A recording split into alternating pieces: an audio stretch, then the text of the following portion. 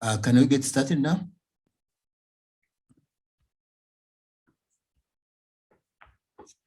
Hello? Yes. Yes, please. Can we get started? Yes, we are live now. Hello. Welcome, everyone. Good morning, good afternoon, good evening, wherever you might be. Yeah, I'm very pleased to welcome you to this session, which is about youth and agri-food systems resilience in Africa, which is a side event of the African Alliance for African Alliance for a Green Revolution Forum. And I would like to basically start off by, introducing those who are going to speak at this occasion. I would like to start off by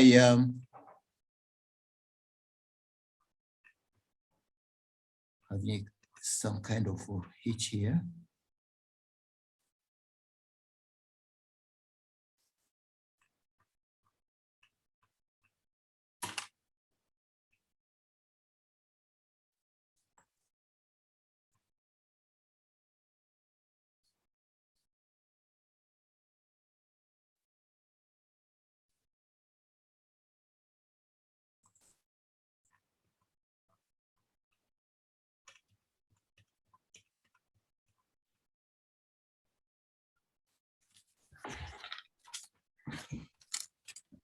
Isaac, we can hear you.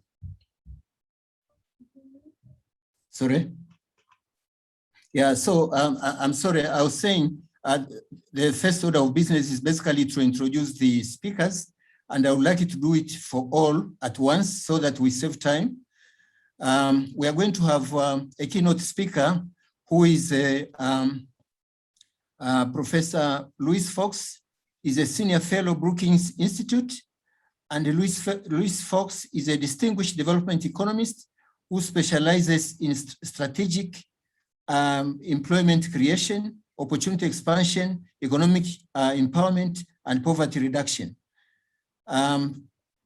She's going to be our keynote speaker. I would also like to introduce Dr. Felix Kwame Yeboah, who is an assistant professor at Michigan State University, and is also an interdisciplinary researcher and bridge builder with over a decade of experience providing critical analysis and consultation on issues at the nexus of agriculture and food systems. He's also a coordinator of the African Youth Transformation Platform, which is part of the Global Youth Advancement Network at Michigan State University. We also have Mwaka Mfupe. Mwaka Mfupe is the founder and the chief executive officer of FIEDRAC Global, and she's an agribusiness center based in the coast region of Kenya.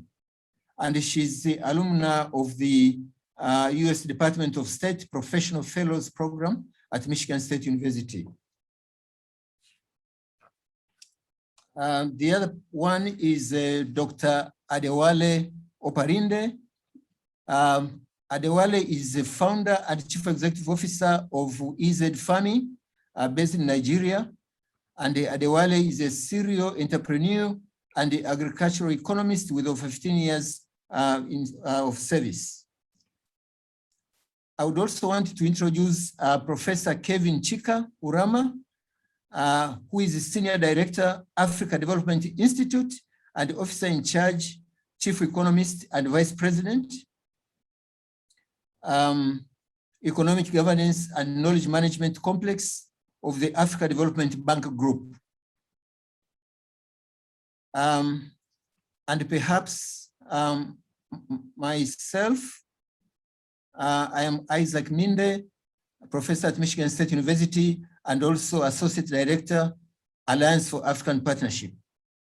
So I would like to welcome you all, and a few ground rules for us to be able to operate smoothly for our session.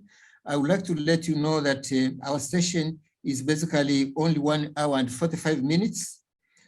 And we shall manage it accordingly, because of that, at the last minute, when it is 1 hour 45 minutes, we shall be completely pushed out of the session. And so it's very important that we keep time. I would also like to request everyone to be very, very focused. Make sure that the point you are raising is focused and it is clearly understood, and you do not spend more time than it is allowed, because otherwise the moderator may want to basically, he will not have any choice but just to stop you. And the problem is that when you are stopped without expecting, it might not be very nice, because you may not have said the point you had wanted to say. So I would like to start off by putting the discussion in context. The topic is about youth and agri-food systems, resilience in Africa. And what we're trying to do is basically to kind of see the relationship between youth and agri-food systems resilience. Now, we are not here to discuss a lot about definitions, but I think it is very important to put the subject of discussion in context, so that everyone knows where one is supposed to be or what we're expected to do. Of course, youth, as defined by the African Union, is basically those of the age of 18 to 35. And agri-food systems comprises all those activities related to production, processing, distribution, sale, preparation, and consumption of food. And we are talking about resilience of the agri-food systems. And here we are referring to the capacity of the system to recover quickly from difficulties that the system might have endured, or some kind of toughness or shocks of any kind. So with resilience, we are basically referring to how can we increase the capacity for the system to be able to resist or to recover from shocks. So that is going to be our interplay today: youth, agri-food systems, and resilience of the agri-food systems. And as we can see now, there is basically some interdependence. Agri-food systems that are resilient have something positive to do to the youth, but at the same time, the youth have a role to make the agri-food systems resilient, so that the two can move together and can make progress and can advance. So that is basically the interplay of today. And therefore, I would really, the reason I'm putting that into context is really to make sure that your talking, your discussion, your questions, etc., are focused on this system of discussion, on this platform of discussion. Yeah. So without further ado, let me say that to begin with, we're going to listen to 2 video presentations, one by Louis Fox and another one by Kevin Urama. And now, since they are not going to speak, but then this is a recorded speech, please note down whatever they are saying very diligently, so that you can come and ask questions and comments later on. Because basically these are presentations that are meant to set the stage for the discussions that we are going to have today. Okay, so can we go for the first one, which is Louis Fox, which is about basically talking about youth and agri-food systems resilience. Can we have the video? Hello, my name is Louise Fox, and I'm really pleased to be able to join this side event at the AGRA 2021 Forum on Youth and Agri-Food Systems in Africa. I'm going to try to talk a little bit about what kind of interventions make sense to help you enter agriculture in Africa and to be productive and to contribute to the transformation of the agri-food system. I hope to provide a few discussion points for what I expect will be a very interesting panel discussion following this talk. Okay, so I usually start most of my discussions with a discussion about employment structures and how they change and where youth opportunities come from. And the important point is youth opportunities are really not determined by youth themselves. They're really determined by the economic transformation. And so if, for example, you're in a low-income African country, you know that most people now work for themselves and their families, and either on the farm or off the farm in the non-farm sectors. And this is also true in lower middle income countries. And it's only when we get to the upper middle income level, such as South Africa, that we really see most of the opportunities for everyone, including youth, as wage employment. So the first thing is, when we think about what are the opportunities for youth, how to help them make the best of them and how to improve those opportunities, we know that we really have to focus not on the wage sector so much, although we want to grow that sector as much as possible, but on the non-wage sector, where people are really trying self-employed and trying to make their own living. Now, of course, much of those livelihoods will be focused on the farm in low-income countries. But as countries get into lower middle income range, we see that actually the share of people working in agriculture falls. And when they get to upper middle income countries, then really there is a small share of people, of the labor force of employment in agriculture. And that's because agriculture becomes more capital intensive and that there are other opportunities elsewhere in the economy.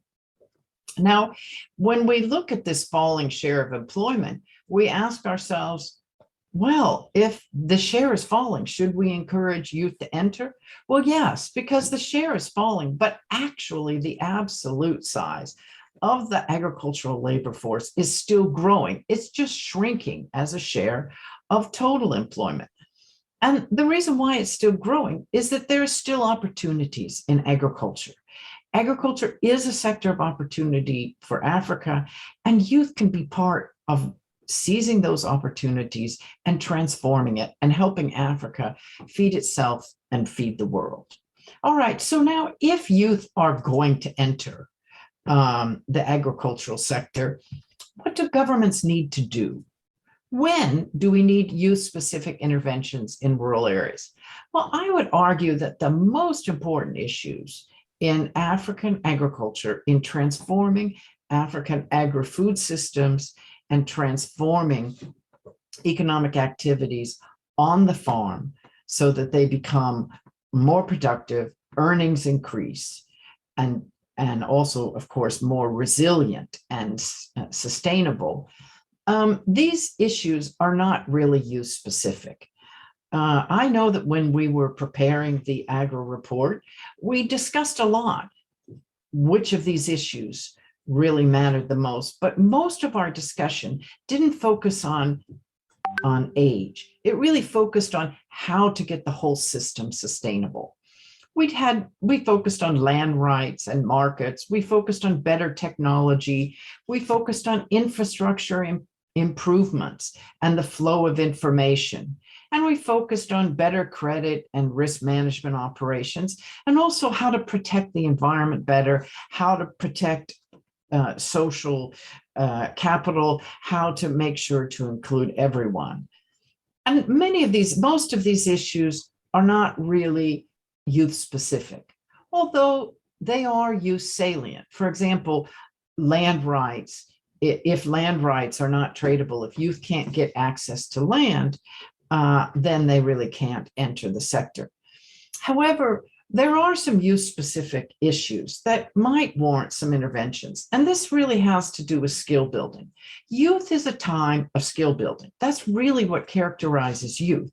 Is a time of where where people complete their skill building, they complete a lot of their human capital building, and they transition from dependence to independence, including economic independence. Now, this is the best educated generation in Africa. However, much of that education has focused on so-called book learning and rote learning, reading, writing, and arithmetic. And youth really need to build their social emotional skills. They really need to get tacit skills, what we call sort of learning by doing skills and knowledge about the agricultural sector in order to be productive. And this is an area where governments and communities and NGOs can be successful in helping youth.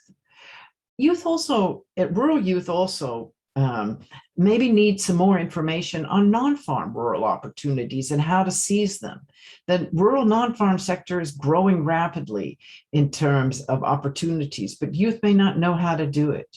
And for that, they need networks. And they also need community support and social capital development. So I think these are the areas where I think African youth really would benefit from more support and help. And I hope the panel is able to discuss some of these issues. Now, in terms of what should be done, usually the advice that I offer is just countries should spend money wisely and not necessarily based on advocacy. There are a lot of advocates for certain demographic groups, for youth, for aging, for women, for ethnic groups, etc. But the important point is government money is tight. There's not a lot of it around, and it should be spent on things that work. And what we know doesn't really work is kind of these localized youth job insertion programs. I call these little itty bitty projects for youth with little itty bitty results. They may work well in 1 or 2 villages, but they don't scale. And of course, the money could be better spent elsewhere.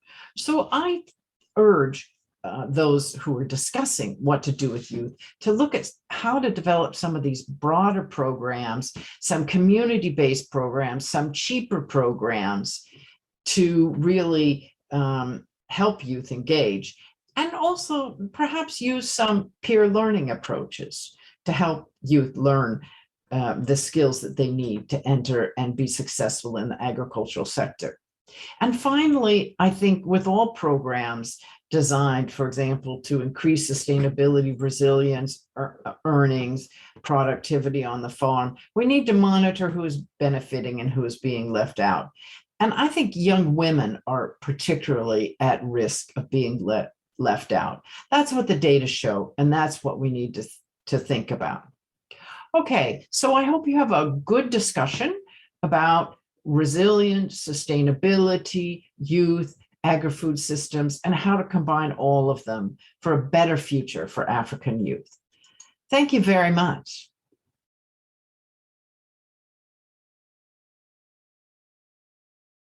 Thank you very much, Luis. I hope she's hearing me. But anyway, she has really done a very good job of setting the stage, and we shall be able to come back to this presentation with some questions, additions, observations, remarks, etc. So perhaps now, before I continue, I should apologize to Dr. Ogunleye, who I did not introduce before. Dr. Ogun is the advisor to the Vice President and the Chief Economist of the bank, and also officer in charge management for the Policy Management Division in the African Development Institute of African Development Bank. Welcome, Ogun. Now, I would like to proceed to the second video presentation from Professor Kevin Orama.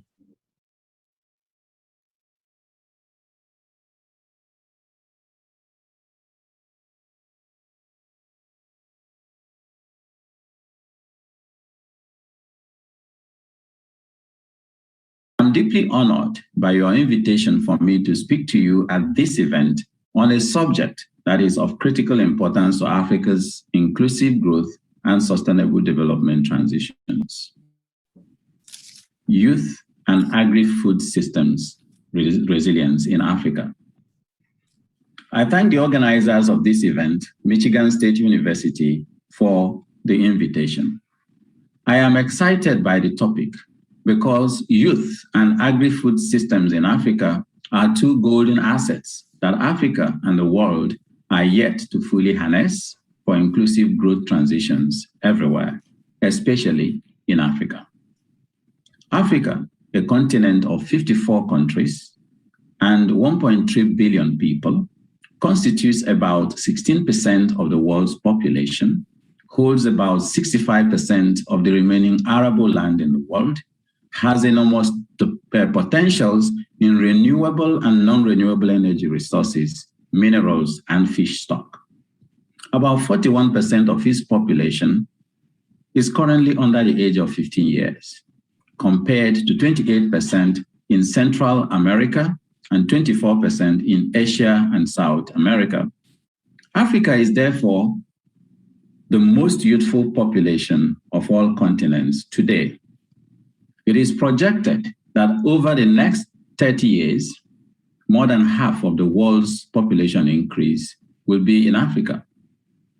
By 2100, 80% of the world's population will be in Africa and Asia. Nearly 60% of the African population is under the age of 25, compared to 16% of global population. If one includes all people aged below 35 years, this number increases to about 3/4 of Africa's population, making the African youth the engine of Africa's development. The global food system, on the other hand, accounts for 10% of the world's GDP and employs 1 billion people. In my view, the statistics above can only lead to one conclusion: the development and management of these two asset classes could define our global common future. More specifically, investing in the African youth and women to build resilient and sustainable agri-food systems in Africa would not only improve the quality of lives of Africans, it has significant implications for inclusive growth transitions and sustainable development globally. Africa's demographic trends, including its youthfulness, could either present great labor market opportunities for African countries and other countries globally, or present significant risks of increased population pressures, unfettered rural-urban and international migration of unskilled youth, deepened rural poverty, social inequities, environmental degradation, and other forms of fragilities that can easily erode the economic progress and quality of lives in Africa and globally. Agriculture, the sector that employs over 60% of Africans, especially youth and women in our rural communities, presents unique opportunities for addressing these growing social, economic, and environmental challenges within and across national and continental borders. Investing in the youth and building resilient and sustainable food systems in Africa is therefore crucial for building sustainable economies and livelihoods everywhere. The key characteristics of the African youth makes investing in them a key to building resilient and sustainable economies. In Africa, the size of the youth population provides huge opportunities for economies of scale. Their young age provides longevity in their productive lifespan and hence the expected yield from investing in them. And their energy and undiluted curiosity often makes them the engine for undeterred creativity and innovation. Unlike the adults who have wealth of experiences on how the current system works, the youth can think outside the box and innovate new ways of doing things. This is what unleashes the human ingenuity, the intellectual capital that shapes development transitions everywhere. The question that has always befuddled me, therefore, is why we often underinvest in these two asset classes, which could transform economies sustainably. How can governments, the private sector, and development partners unlock these assets for the benefit of Africa and global sustainability? Ladies and gentlemen, let me turn briefly to a few recommendations for African decision makers. First, proactive engagement with the youth to shape the agenda is key. We need to move from talking about the youth and how we can productively engage them in agri-food systems to proactively engaging the youth to shape the development agendas of countries. When I served as Executive Director of the African Technology Policy Studies Network in Nairobi, we established a Youth Innovation Challenge Fund, Why I Can. At their first Congress, they released a report titled, quote, "Nothing for us without us," unquote. This speaks volumes. Let us give the youth the agency they require to shape their own engagement in agribusiness and agri-food systems, and we will be amazed how productive they are. Second, establishing and sustainably financing Youth Innovation Challenge funds at national and regional scales is critically needed. Again, drawing from my previous experience with the Why I Can program, I was amazed by the creativity and innovation amongst the African youths, most of them uneducated. This was the most rewarding program I initiated during my term. From the initiative, there remain today thriving youth-led small-scale business, agribusinesses in Africa. Each time I read or hear about their progress, I am reminded of the many of them we could not support due to financing constraints. Third, investments in targeted education, research and development, and extension services for youths and women is critical.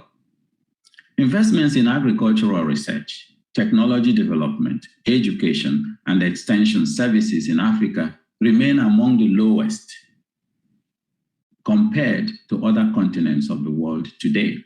And so is the value added along all of agricultural value chains.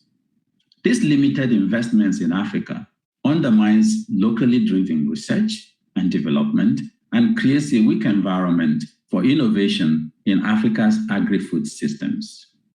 The African youth will not be encouraged to go into agriculture and agribusiness if the level of agricultural technologies for production, logistics, and marketing remain the crude implements used by our forefathers. The African youths are cool.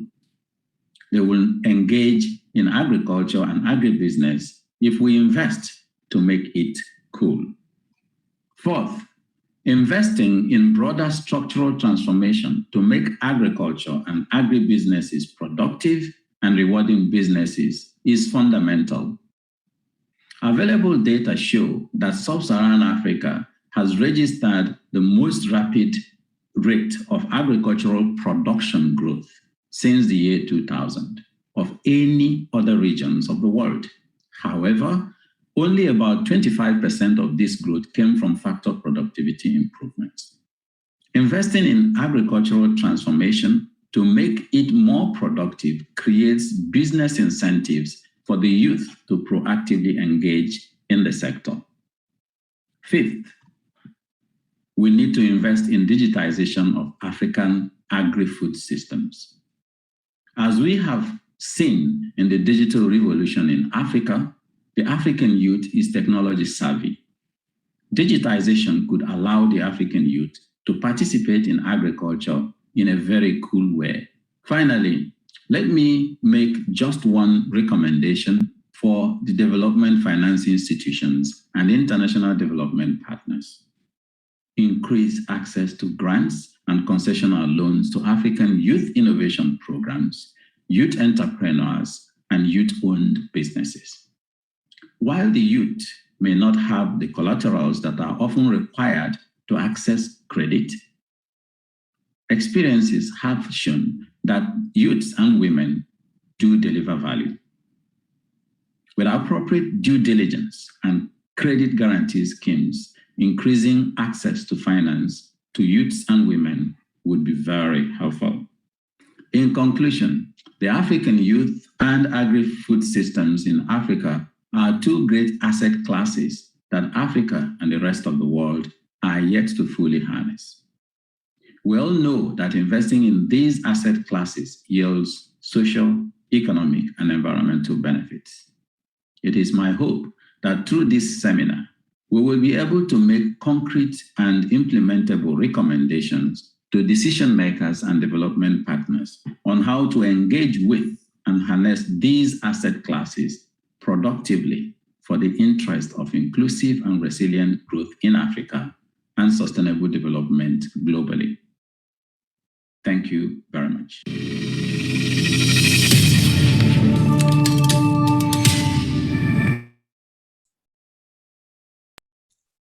Thank you very much, Professor Rama, for this expose.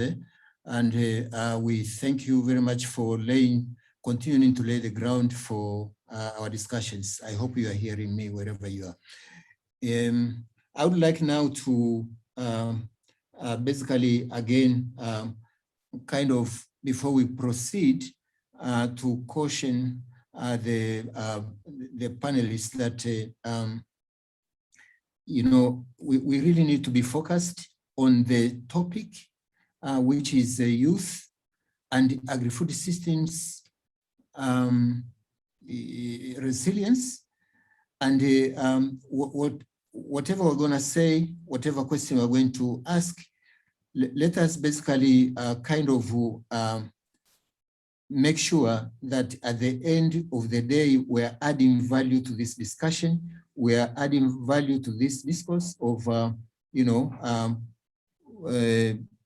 youth and agri-food systems resilience. I would urge you, everyone, to be part of the solution. Do not just state the problems and leave it there, but what is your solution? What do you propose to be a reliable, effective, sustainable, and credible you know, advice, whether you're advising the government or the civil society, etc., etc. So I think whatever we do, let us ask the questions: what, why, how, and who, so that at the end we are able to say that we have added value to this discussion.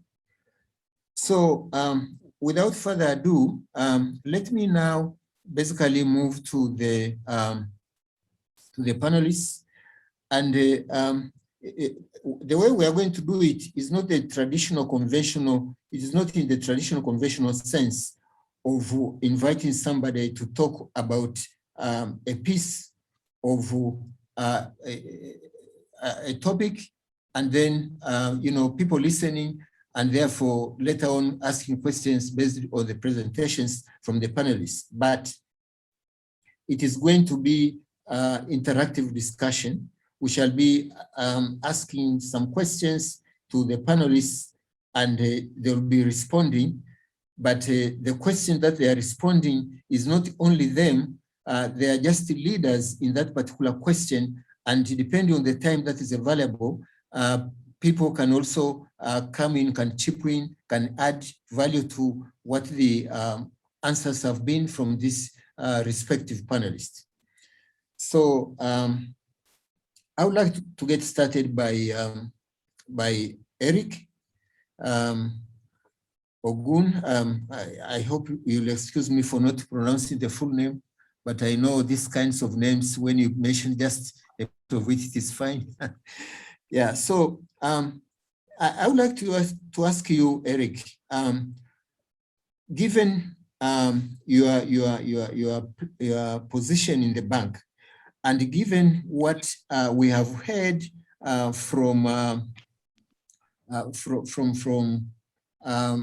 Madam Fox and also your colleague Urama, I just wanted to hear from you about what strategies or interventions for youth engagement has the bank found effective, and what do you think we should do differently? We very much honor, respect, and congratulate the bank for what they have been doing in the youth. In fact, they have been sort of leaders, so to speak, on the continent with regard to, designing models and thinking of different ways of enhancing gainful employment for the youth. Now, you being the custodian of all this for quite some time, would you kind of tell us in 2 minutes or so about the strategies and interventions for youth? What is your experience, and how effective have this been, and how do you think, where do you think we should go from here? Eric, please. All right. Thank you very much, Professor Minde. Thank you. Don't bother about the name at all. It's a long name, so just the first, as you said, Ogun, that's fine. Yeah. Okay. Now, coming to the issue regarding what strategies we have found to be more effective and what we need to do differently. One of them is that we have found that making agriculture a productive and worthwhile business venture has been found to be very effective to promote youth and their engagement in the agriculture sector with a view to promoting its resilience. And one reason is this. For example, we know that most of the challenges that most of the youth are facing that is making it difficult for them to engage in this sector, they range from quite a number of things. Like you said, we shouldn't dwell on the problem. We should be thinking about the solution. One of these, for example, is the issue that has to do with the business environment. If the business environment regarding agriculture is not right, if you produce and either because of insecurity, you cannot even go to your farm, you're afraid of being kidnapped, for example, you're afraid of being killed while you're there, no youth would like to, lose their lives. So it's important, therefore, that we look at that to ensure that the business environment, exchange rate, fiscal policy, monetary policy, the totality of macroeconomic environment, including security, because that is becoming a real issue in quite a number of African countries today. We need to make sure that we get it right to be sure that youth are attracted to that sector. We also have the issue of land ownership, land tenure, and so on, titling. If a youth, for example, cannot be sure that he could get a certain parcel of land, and nobody will come tomorrow and chase him out of the land and say, I'm rather the owner, such that whatever he has planted on it becomes a waste, or whatever work he has put into it becomes a waste, they will not be attracted into it. So we have found, therefore, that fixing those kind of challenges and making the business of agriculture a worthwhile one, the youth who are engaged in agriculture, they know what their peers are making in other sectors like telecom, like real estate, and they want to ensure that they are making equal return. So if we can ensure that we make the environment sufficiently robust, conducive, friendly, and also lucrative for the youth, we have found that they definitely will go there and they will make the sector resilient. The second thing we have also found to be effective is that youth should be engaged at every stage in the agribusiness value chain. You know, today we seem to see youth as input in that process, but that is not correct. The youth should rather be seen as the driver.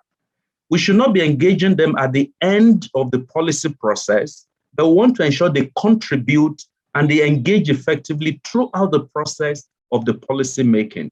It is when we do that that will ensure that their ideas, their decisions, and they're full of ideas, can actually be brought together, leveraged, harnessed to promote resilience in the agri-food system. And maybe the last one in view of the time that I would like to mention is that empowering the youth rather than supporting them has also been found to be productive and very effective.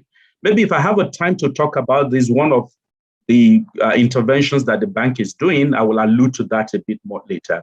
But the point I'm making here is just that a situation where you have some people, they buy a tuber of yam, you buy a hoe, you buy a machete, and give to a youth and say, I have empowered you, go and farm. That will not work. That is the proverbial giving them fish. It is important that we need to really empower them. And this includes ensuring there's mentorship, we provide financing, we link them up with where they could find relevant, whether equity or debt financing, to ensure that they are able to make the best out of the sector. So maybe given the time, let me stop there. If I have an opportunity, I'll come again. Thank you. Thank you very much, Ogun. That is really excellent. However, I would like to go back to point number one and ask a very quick question to you. You can answer it later, but then I'm kind of thinking that with regard to the business environment, why is it specific to the youth? Because an older person like myself, I would really also require to be operating in a business environment which is cool. I think the point I'm trying to make here, Ogun, is that if we are talking about the youth, what are those specific things that only apply to the youth, so that we know that we are really targeting the youth? Otherwise, the two other points are definitely on the spot. Anyway, I'll leave that with you, but then we shall come back to you given the time, based on the time we're going to have. Yeah, thank you very much. Yeah, so would someone like to extend the discussion which Ogun has started on the subject? Kwame? Thank you very much, Professor Mende, for that question. I think Eric really made some really important points, and I will not belabor some of those points, but I think I'll go ahead and maybe respond to the question that you just asked. Why, if we are talking about these issues to be structural challenges, why should we be concerned about youth specifically? I believe that Louise Fox addressed a little bit of that in that video where she mentioned that much of the issues are structural challenges, like the issue of land tenure and the rest. They are issues that do not specifically affect only youth. But we also have to recognize that there are certain youth-specific constraints that requires intervention to help ensure that these young people are empowered to actively engage. And if you think of youth, it's a transitionary stage that is associated with certain peculiar features. And some of it will be a lack of experience and a lack of social network, a lack of productive access to productive resources, and even lack of skills that enable them to be able to access some of these income generation activities. And because of those lack that I have mentioned, young people tend to be disproportionately affected in times of shocks, and also in positionally impacted when it comes to their ability to access resources. So for example, we know that youth unemployment rates tend to be about twice higher than that of adults. When it also comes to, we know about 80% of working youth in sub-Saharan Africa actually are involved in vulnerable employment, and about 2/3 of them are actually poor. right? In the same way, young people also are the first to see their livelihood disappear in times of economic crisis. They are disproportionately impacted because of their lack of experience. Whenever there is crisis, they are the first to let go, and they are the last to be hired when it comes to employment. And we've seen that with COVID, that when COVID hits, we've seen youth unemployment rates actually going higher, or young people becoming more unemployed at a higher rate than we have with adults. So, and then we also know that when it comes to even economic recovery, youth unemployment rate takes longer to recover than that of adults. So if you take the global financial crisis in 2008, 2009, realize even 10 years after the crisis, around 2019, youth unemployment rate was still hovering higher than what it was before the pre-crisis time. And we know how COVID has essentially exacerbated that. So because of these peculiar features associated with youth, certain youth-specific interventions are important. And I want to emphasize a point that Luis first made, that if you think of youth as a stage of skill building, is a time where you've acquired the skills that they need to be actively engaged. Skill building becomes an important component of what we do to support young people. So that is what I think I'd want to add. Thank you, Kwame. That is really excellent. And basically what we have helped us do is basically to focus on the resilience issue, and to demonstrate by giving evidence with regard to how a more resilient agri-food system can be favorable to the youth, and how the opposite can devastate the youth. I think that was very good. Now, moving on, I think the game plan which I want to play is that I want to move rapidly, because we are warned that we have kind of like 1 hour, 15 minutes left, to make sure that we go around, everyone gets a chance, and then if at all there is time, we are able again to come back and do some filling in the gaps. So the next question I would like to address to Adewale Oparinde. Ade, I think I would like you to kind of tie what has been said with regard to attempting to provide an answer to the following question. In your view, what is the most important limiting factor to youth in engaging in agriculture? What is the most important limiting factor in your view?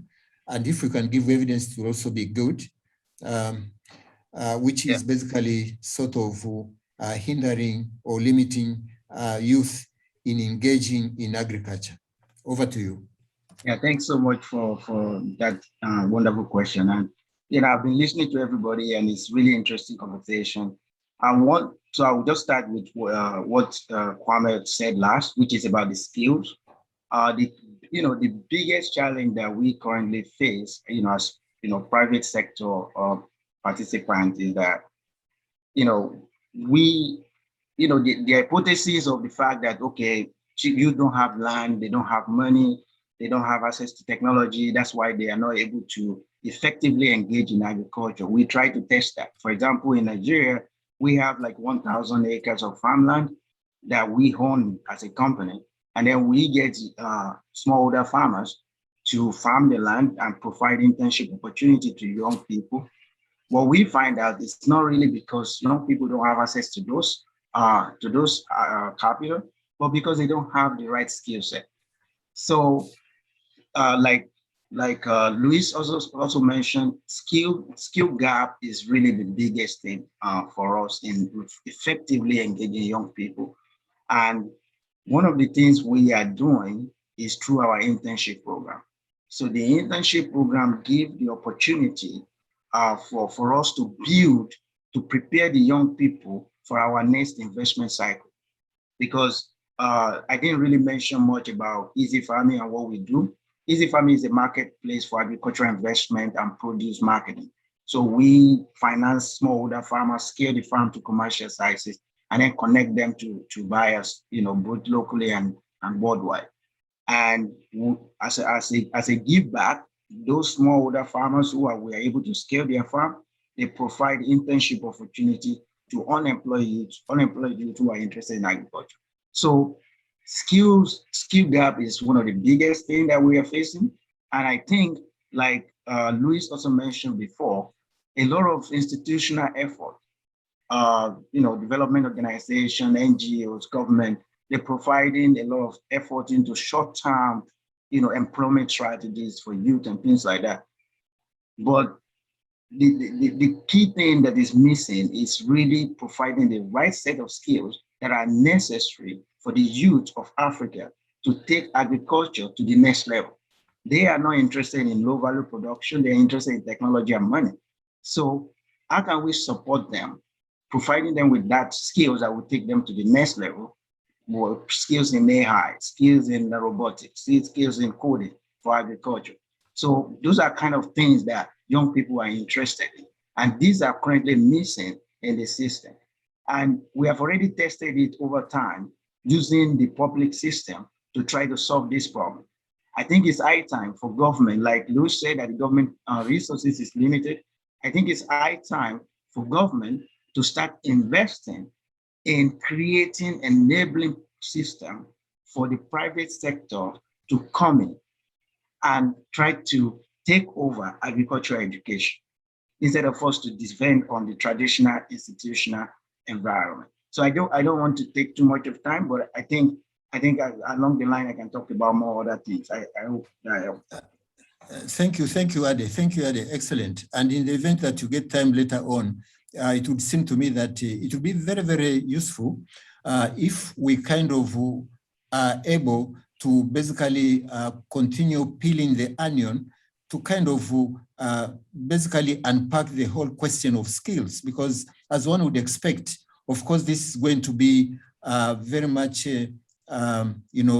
spatial specific, and the kind of skill gaps that might be identified in the E to Z project that is manned by you may be very different from something happening in East Africa. So it would seem to me that one must basically look at the youth ecosystem with some very clear coordinates to establish the kinds of skills that may be missing in that particular place. Yeah. So anyway, that is just food for thought, and probably when we get time, maybe we may come to that, Ade. Yeah. Thank you very much. Now, I would like to basically go to my sister Mwaka. And the question to you, Mwaka, would be, can resilient agri-food systems solve the problem of youth unemployment? Can resilient agri-food systems solve the problem of youth unemployment? And if so, how exactly? And to the extent possible, we would also like you to draw from your experiences in Kenya, etc. You're welcome. Thank you, Isaac. I've been listening to the discussions from the speakers, and I want to agree with what Eric said about empowering the youth instead of supporting the youth. Agri-food systems present an opportunity for the youth to earn a living, though of course there are so many challenges that the youth face. But I want to say that given the unemployment rate in Africa and other parts of the world, if the youth can be encouraged and motivated to engage in agriculture, then we are going to solve this problem of unemployment. As you defined before, that agri-food systems involve also production, sale, distribution, and even processing. So these activities that are related to agri-food systems can present to the youth opportunities to earn a living. Let me dwell on the production and the processing and even agricultural technology. When you look at production of food, I usually tell people that this is my experience. I usually tell people that people must eat, and therefore, when you produce food, you can never lack a market for your food. And I know there are a lot of challenges like the land ownership that has been raised by the land ownership issue that has been raised by Wale and even Eric. But the emerging trends that are coming up so that now people or even the young people can overcome this challenge of land by adopting technologies that can help them produce produce food with the use of little land. For example, when we first started our agribusiness, we first engaged in mushroom farming. So mushroom farming is something that does not take a lot of space, and it involves also vertical production, whereby instead of using the horizontal way, you use the vertical way. So there's a very huge market again for mushrooms. That is something that I came to realize both locally in Kenya and even internationally. So if the youth can see mushroom farming as a way of earning a living, then it can help them, get something out of it, and also now remove them from unemployment. And right now we are also having some issues with the population of fish in the water bodies in Africa, and if I'm not wrong, in other parts of the world. And so there has been a new wave of interest in aquaculture in Africa, and the Kenyan government is one of them. So because of overfishing and human-related activities that have resulted in water pollution, we have declining fish stocks. So now if the youth can think of producing fish as a way of earning a living, then I also think that it's a good opportunity for them to come out of unemployment. Another area of agribusiness agri-food systems that the youth can tap into is the processing. Value addition is very important to agriculture because one, it also prevents post-harvest loss. I know of an agribusiness in Tanzania by a certain young woman who is helping women farmers of pineapples process pineapple wine from the pineapples, and in the end they now are able to avoid post-harvest loss. So these are some of the activities that the youth can think of in terms of getting something, earning money out of agriculture. I know there are so many challenges regarding agriculture, but when you look at the production, when you look at the processing, and even the agricultural technology that now government and the private sector are now, promoting, so that we can get technologies that promote productivity, technologies that are able now to link farmers to the markets. These are very good opportunities for the youth. So my take is that yes, agri-food systems present a very good opportunity for the youth and any other person, but mostly for the youth to come out of unemployment, and now for them now to also promote food security and nutrition in Africa and every part of the world. Thank you. Very much, Mwaka. Yes, and thank you for the good examples you gave. Yeah. Maybe one thing which I would like to mention is the fact that as we continue to deal with these issues about youth, productive employment enhancement, gainful employment enhancement, we should also basically be, ready to defend or to explain what exactly we mean by empowering, encouraging, motivating. Because at the end of the day, maybe my bias as an economist, at the end of the day, these youth are going to be moved by, incentives that are really going to move them. The incentives, be them fiscal, monetary, a definitive change in the business environment. These are the kinds of things that they will move them. But the youth will not be moved by simply being encouraged or empowering. But of course, when you unpack empowering, it may bring a lot of sense. This is just a kind of like a remark to make sure that if we are to convince the policy changers or the policy decision makers, we really have to make sure that they understand what exactly we mean, and probably examples like you have used will be useful too. Yeah. So Kwame, may I come back to you and for you to kind of connect what you have heard before we move on? Thank you. Thank you very much, Isaac. I think I will add, Mwaka provided really insightful examples on ways that the Agri-Food system a resilient Agri-Food system could help address the youth employment issue. And I couldn't agree more with the submission that she made.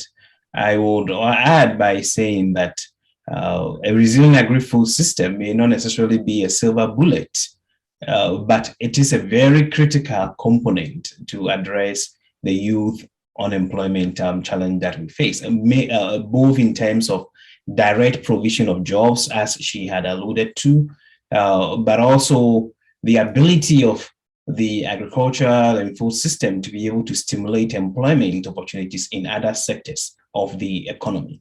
So if you think of the fact that employment in the agri-food system alone represents the majority of employment that youth are engaged in.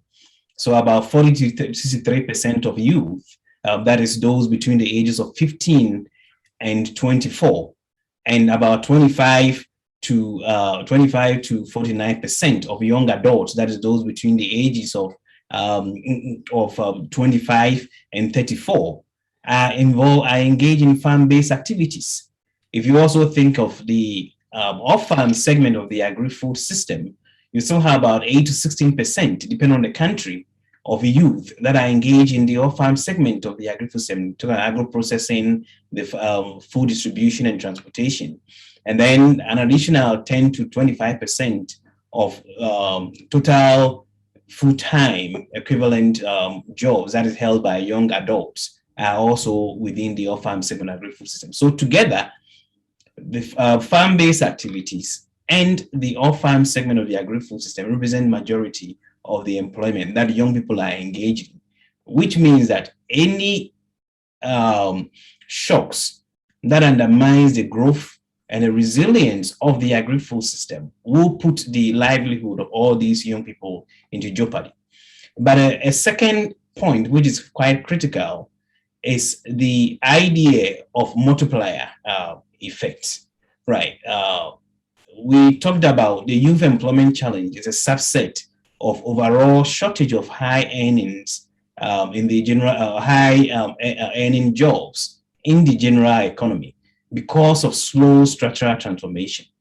And we know based on evidence from around the world that higher on-farm productivity is closely correlated with the growth of off-farm job opportunities. And we've seen that, we saw that in Asia, where sustained agricultural productivity growth from green revolution technologies and supportive government policies was able to kickstart rural economic transformation processes that pulled a lot of farmers into productive non-farm jobs and overall improvement in living standards. We've seen that pattern play out in a number of African countries, even including some of our own work that have shown that countries like Rwanda, Ethiopia, Ghana, that invested to improve agricultural productivity also saw rapid growth of labor productivity in the off-farm sector and a rapid exit of labor out of farming into those kinds of jobs.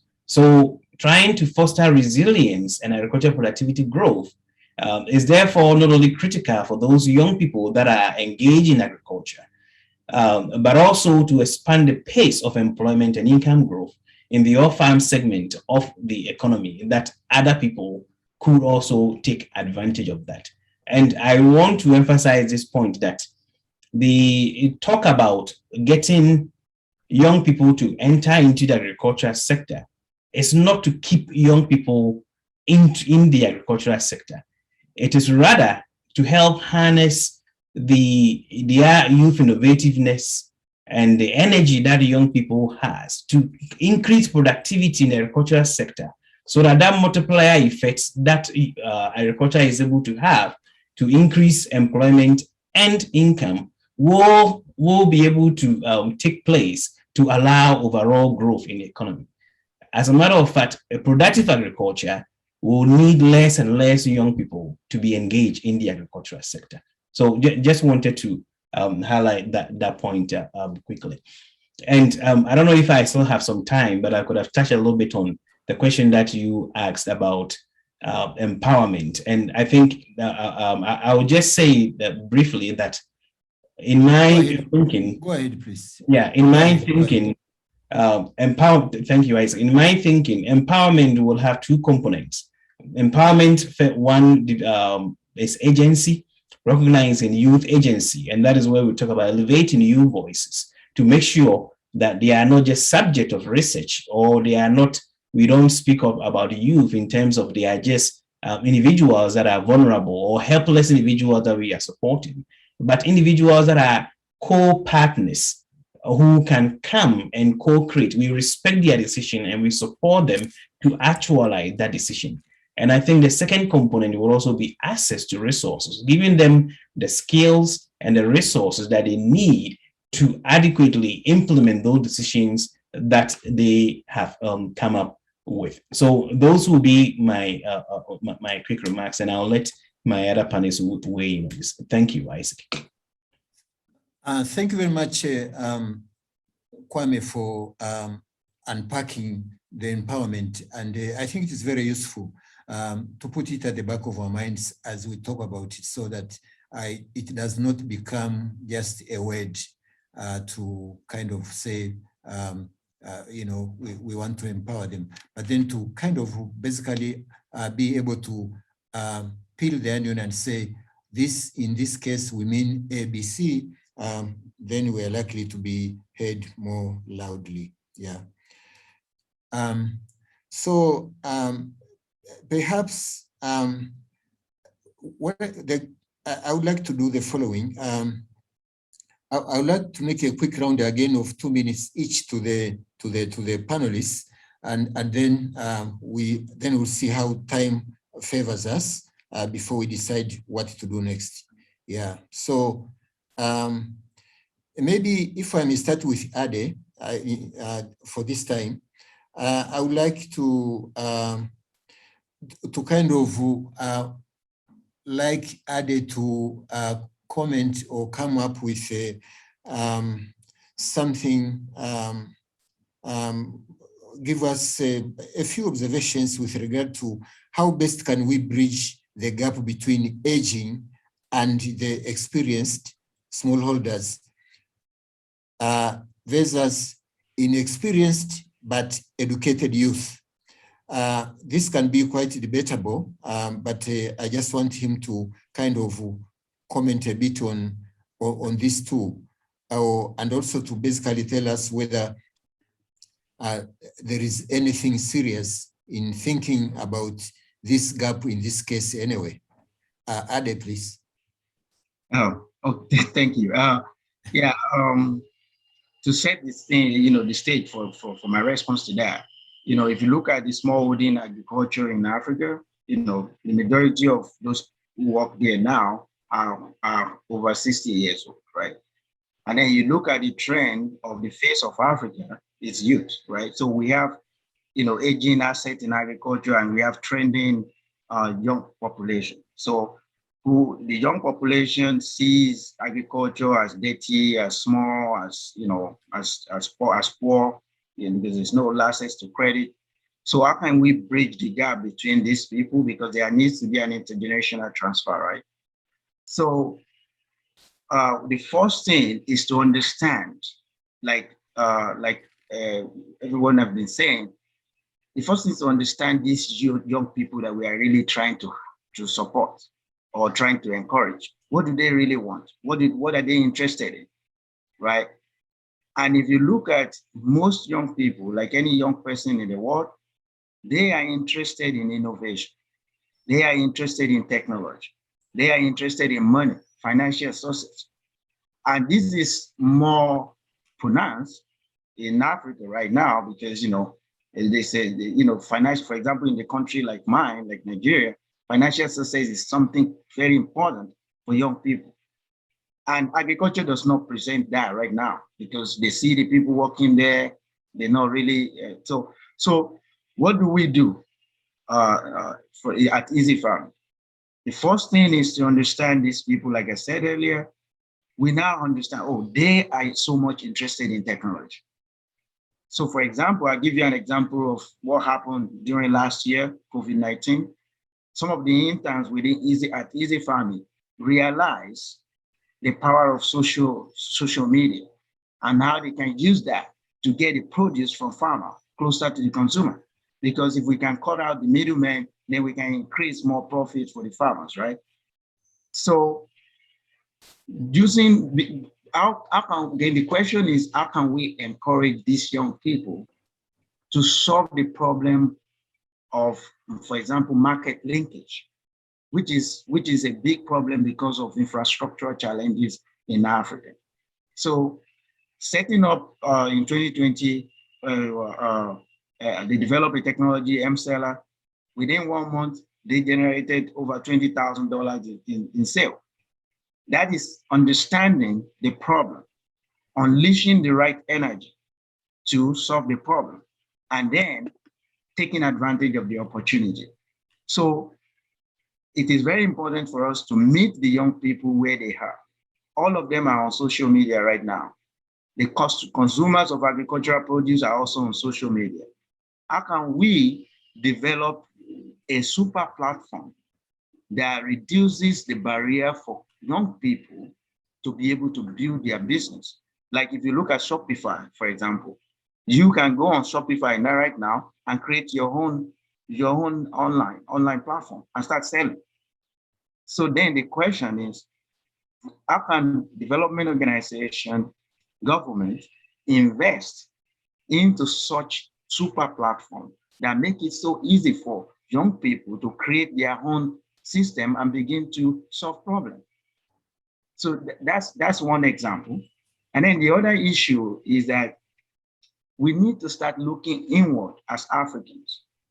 Most of the time when we think about finance in the agricultural sector, we look outward.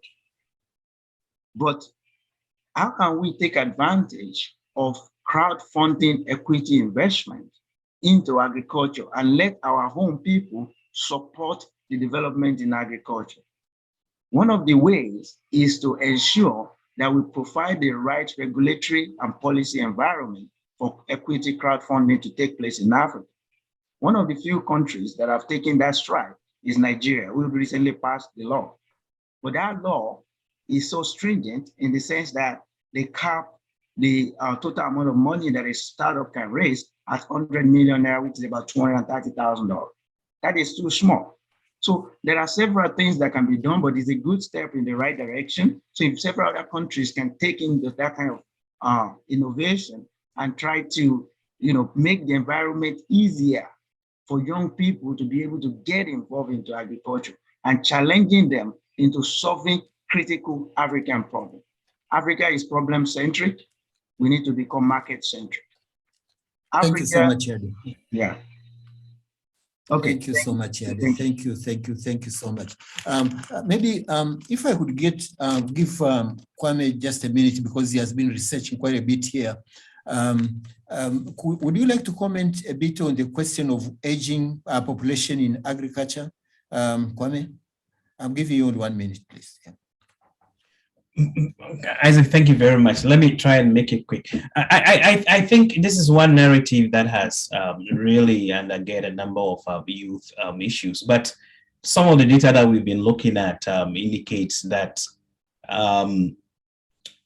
that contrary to that widespread perception of African farmers or those that are engaged in agriculture being 60 years and older, our analysis indicates that if you look at the working age individual, those between the age of 15 and 64, in about 6 countries that we had looked at, the average age range from about 32 to about 39 years. That is 32 in Tanzania and 39 in Nigeria. Even when you take out the youth group, so for example, the youth group will be between 15 and 24. If you take them out of this population, you still get the mean age ranging from about 38 to about 45 years old. And when you extend it to include those above the age of 64 years, you still get the average age increasing just about 1 to 2 years, because that population is just about 3.1% of the entire population of the entire population. About half of them are actually not even economically active. So what the conclusion that we drew is that there is still a large number of young people that are engaged in the agricultural sector. What is missing is a critical mass of skilled young people, Africans, who have access to productive resources and who can drive that productivity in farming and the related sectors. So typically the data that focuses on the aging one typically tap into some of those aspirational goals. And that is why we tend to see not many youth who own up to say they are farmers. That is why we end up seeing that, because most of those rural people in rural Africa are engaged in there. And it's quite puzzling that for a continent that has an average age of about 19 and about almost 60% of them engaged in farming or in the agricultural sector would have an average age of 60. So that was what drawn us here. But I would want to touch a little bit more on the skilled aspect of it again, but I just want to be respectful of my time. Thank you very much, Kwame. Thank you very much for giving us all that, all the detail, and I think it is useful, very useful. Yeah. So, ladies and gentlemen, I'm a moderator and at the same time a timekeeper. And according to our time, we have only 5 minutes to before we move to the next section, which is basically on inviting the audience to ask questions. And so perhaps I would like to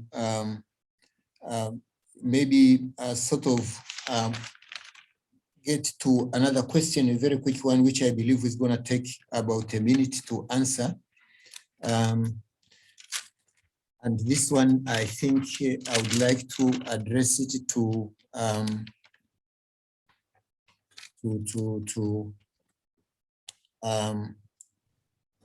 Ogu, and that is, again, let me repeat myself that we really see FDB as a leader in this game in terms of institutions, the layout of institutions in Africa.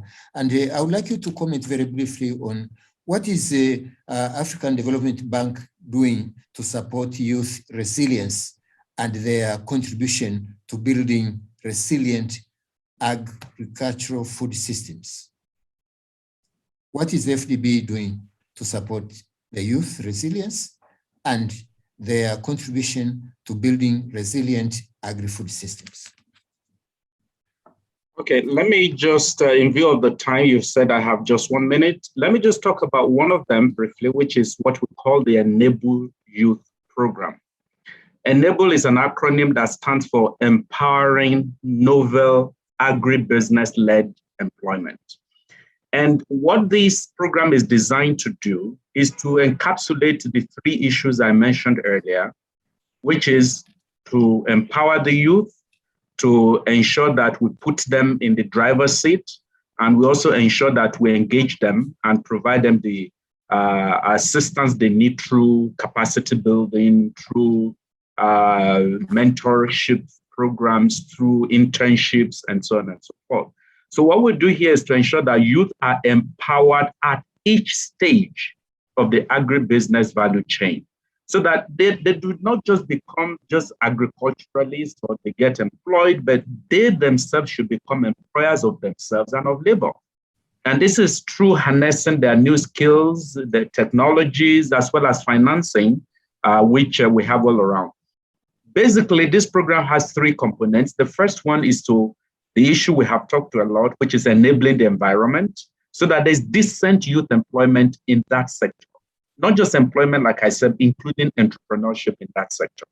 The second component is to ensure that there is the development of agribusiness incubation, which we want to achieve through business training, through entrepreneurship, through mentorship, through internships.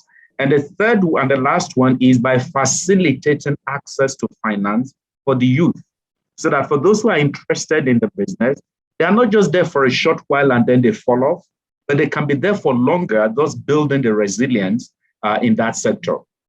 And what the bank does is to use 2-pronged approach, which is number 1, investing in projects that are related, and secondly, through advocacy and capacity development, as I have said. In terms of target, what we plan to do is that by 2025, we would have assisted 300,000 youth-led enterprises who can actually establish strong, viable business in agribusiness. And so far, we are engaging in about 15 countries already with either direct Enable Youth projects or other projects that have Enable Youth as a component of such project. And total up to date, we have up to $538 million already, invested in this sector. And as we speak today, we already have 28,000 projects or youths that are benefiting from this project, and up to 88,000 direct jobs have also been created. So we have the Youth Agripreneur Forum, we have Agri-Pitch competition, where youths are provided training, and then they can also bring their business ideas. Then we make them, as it were, with other people who are interested globally, either on debt, either on equity, or in whichever sector, whichever areas they may need specific direction. Thank you, Eric. Thank you, Eric. You are putting it so nicely, and I hate to stop you, but I have to because of interest of time. Now, let me basically give the audience some chance to ask questions, and then if at all there is a minute or 2 left, I would still I still have 2 questions to specific individuals before we close. Questions from the audience?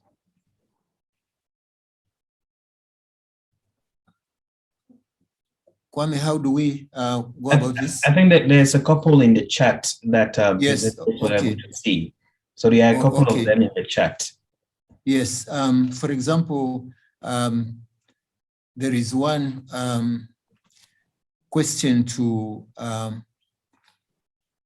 which is saying, question 1, please define youth according to the African culture.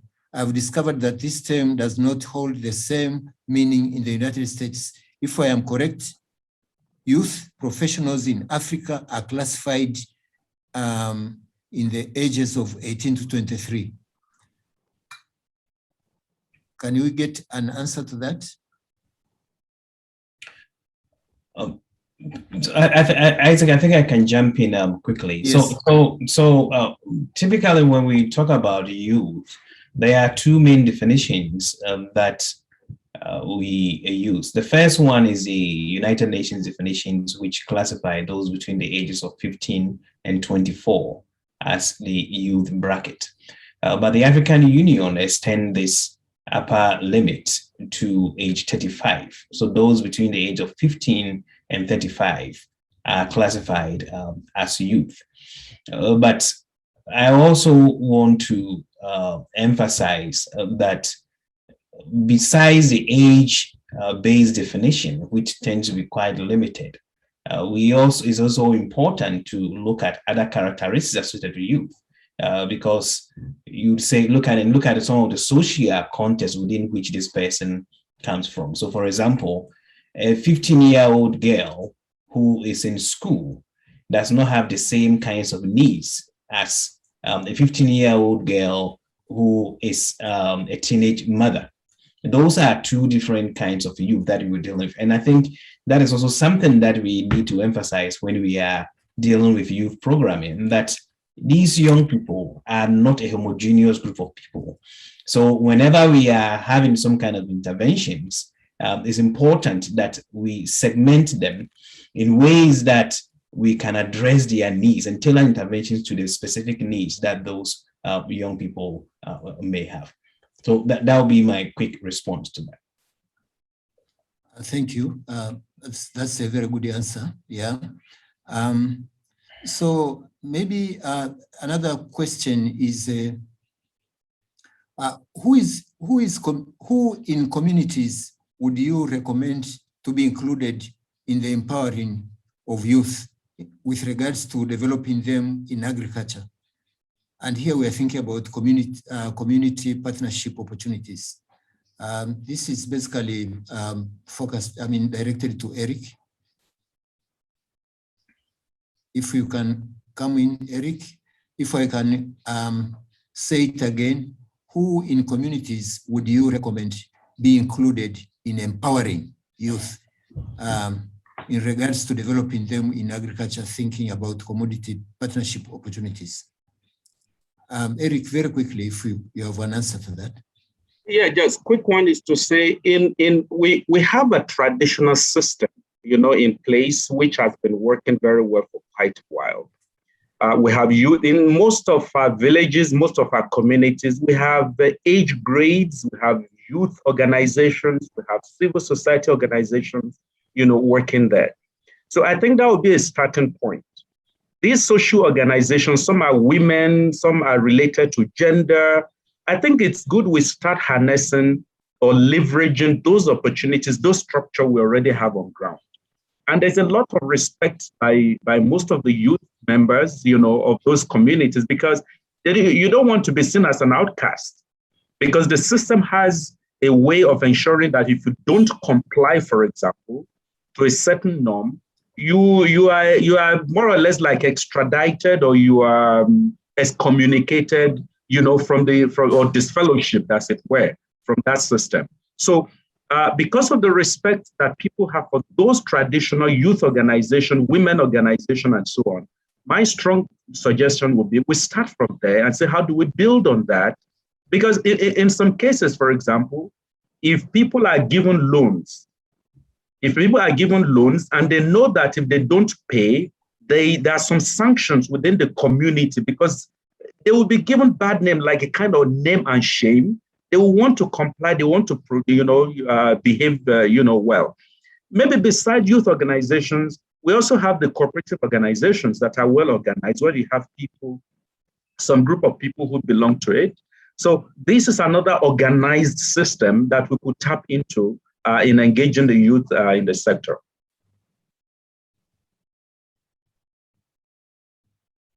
Thank you very much. Maybe a very quick question to Kwame.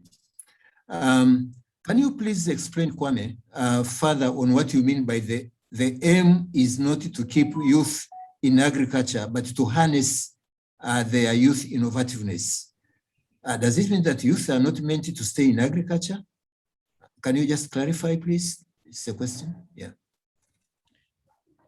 Thank you, Isaac, for that question. So what I meant to say is that we already have a large number of young people that are engaged in agriculture. And when I gave that statistic, about 40 to 63% of youth, that is those between the age of 15 and 24, are engaged in the agricultural sector, either as self-employment or wage workers, or even as unpaid family labor. Right. Now, the structural transformation process implies that when productivity increases on the farm, it creates multiplier effects that generate employment in other sectors of the economy. Currently, there's an emphasis on young people being engaged in the agricultural sector because and a number of these young people are stuck in the agricultural sector because productivity in the agricultural sector is very low. And I talked about the fact that it is not agriculture does not lack young people in it now. It currently lacks the skilled young people who can actually increase productivity in that particular sector. When you get those skilled young people into agriculture sector, what happens? They increase productivity on the farm. When the productivity increases, it generates income. That income ends up creating demand for off-farm goods and services that will get more young people out of the farm to go and fill those jobs in the off-farm sector. So the current focus on getting young people into agriculture is not just to get the sector being populated by just young people for them to stay there, but to ensure that that multiplier effect will be created so that more young people can live into other sectors. And when you have more young people live to other sectors, those that are going to remain in agriculture will now be able to consolidate land and now take advantage of economies of scale and will be equally productive like those who will be out of the sector. So for example, if you take the United States, if you take Asia, for in the early part of their development, a large number of them were in the agricultural sector. But when agriculture became productive, we had a number of them left the agricultural sector into the off-farm sector. In the US, just about 2% of individuals are engaged in direct farming. But they are productive because they are able to take advantage of economies of scale and they can farm large lands because there are not many people that are there. Because we have a lot of people in the agricultural sector, it actually decreases the productivity in that sector. So that was what I meant by that. So some are going to be there. The majority of the youth, their future is not going to be in the staying in farming. The future is going to be in the off-farm sector.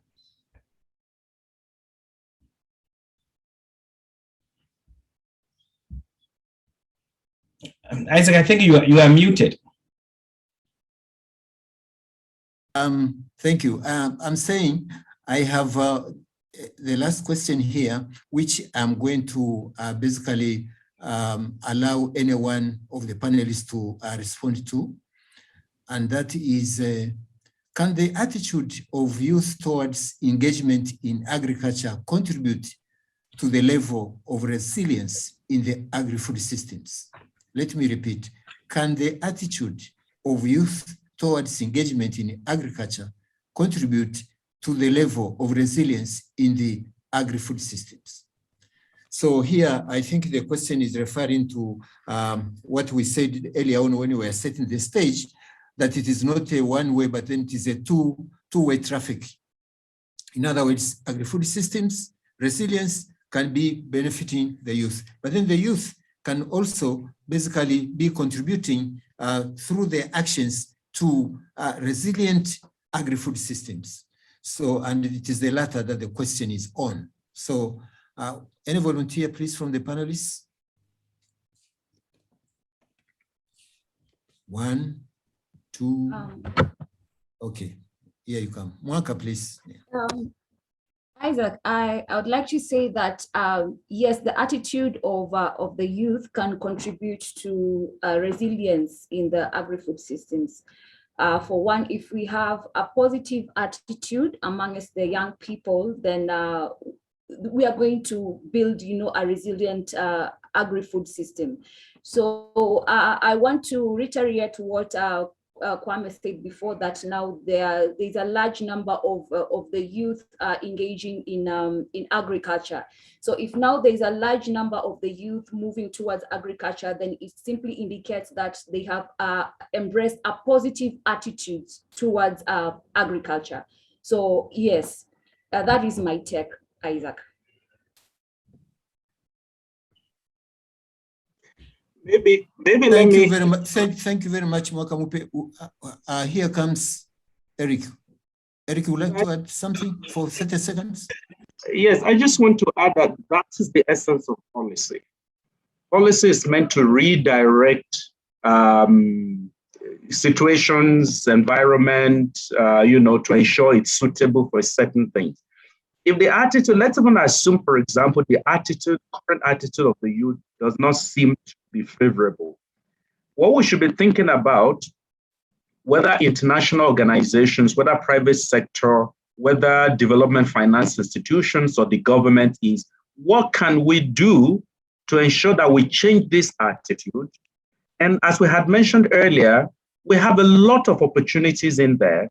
If we make that sector profitable, if I'm engaging in agribusiness as a youth and I can see that what I'm earning compares to a friend who is in the telecom sector, or who is in the real estate sector, or who is in banking sector, my attitude will change naturally.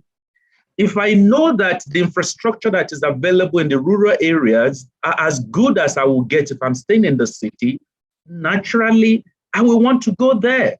So I think we should also be asking ourselves that question: what can we do? Let's assume, for example, the attitude is not good enough. What can we do to change them? And that will depend on the policies that we put in place, the actions we take. And I think that will make the environment better for the youth for engagement. Yeah, thank you very much. Yes, 1 minute. We are running short of time. We have to summarize. Okay. Yeah, please. So I think the attitude of youth, which have always been the focus of these kinds of narrative, is I don't think you detest agriculture in any way. They just detest the drudgery that is associated with agriculture and the poverty that is associated with agriculture. And if you change that, just like my colleague Eric said, they will go into it. And we've seen a number of young people move to take advantage of opportunities, people who have resigned their jobs. My colleague here, Adewale, is one of them, who saw opportunities in agriculture and went after it. So there's nothing. So I think sometimes we also paint these young people with a broad brush that, oh, all these young people are not interested in that. They are not a homogeneous group, and we need to think about it. In terms of it undermining resilience, I think young people are going to be critical players. If you think about resilience, at least in my mind, requires two main things. The first one, I believe resilience is an intergenerational mandate. So it is not something that old people can do themselves. They still need the young people partner with them so that we can transmit it to the next generation. And the young people have an incentive to do that because they have a longer time horizon. So we need them to make sure that this indigenous knowledge and the new innovation that we are coming up with will last into the long term. And that is why we need to engage young people. And the second component, resilience, is going to demand innovation. We cannot use the same technologies that we used in the past today. We need to come up with new innovation, and young people present the new resources that we could use to help create new innovations that will bring about the resilience that we need. Thank you very much, Kwame. Yeah, ladies and gentlemen, I really want to take this opportunity to thank you so much, all the panelists, including Luis and Kevin, who may not be hearing me right now, but they can read the recording to find out that we also thank them. Thank you for your participation, for your engagement, for your data, evidence-based discussions into this forum. It has been extremely useful. And let me say that this is being sponsored by the Alliance for African Partnership under the African Youth Transformation Platform of Michigan State University, and whereby Kwame is one of the leaders. We have received a lot of information. We have contributed towards the building of knowledge in these two reinforcing and interdependent topics, that is the youth and the agri-food systems resilience. And I hope that you as well have learned something which could be in the form of saying, for example, if this is what I have heard, what analysis am I going to do now to really make sure that I contribute further to this, to the question of youth and the agri-food systems resilience? That would be something which we have to challenge ourselves, so that at the end of the day, we are able to contribute further to this dialogue in future platforms. We have also come across areas whereby we think that they are still sort of debatable, and maybe more evidence is required, and also more engagement in terms of really coming up with what we believe is are the issues. For example, one area where I thought Luis really contributed is this question of saying, which I'm paraphrasing, don't leave youth alone and think that they can just basically, prosper by themselves, because it's really a function of the economic transformation.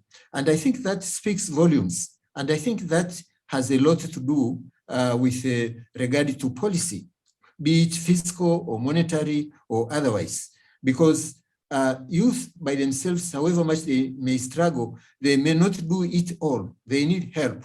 And I think this is part of the reason that sessions like this are being held. Another thing which I think I also needed to put on the table is the fact that in our discussions, and even, I also kind of got this from Luis. Every time we have to make sure that we are not confusing agriculture and farming, because farming is the lowest point of the agricultural value chains.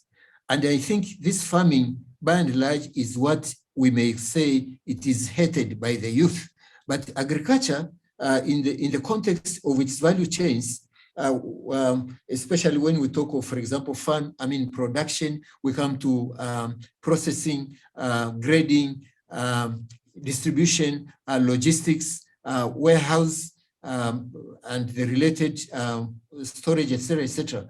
Those are very attractive, portions of the youth in the agricultural sector value chains. So just a caution that, agriculture is broad, and agriculture is best viewed in its value chains rather than using it to mean the farming, which is just one stage. Yeah.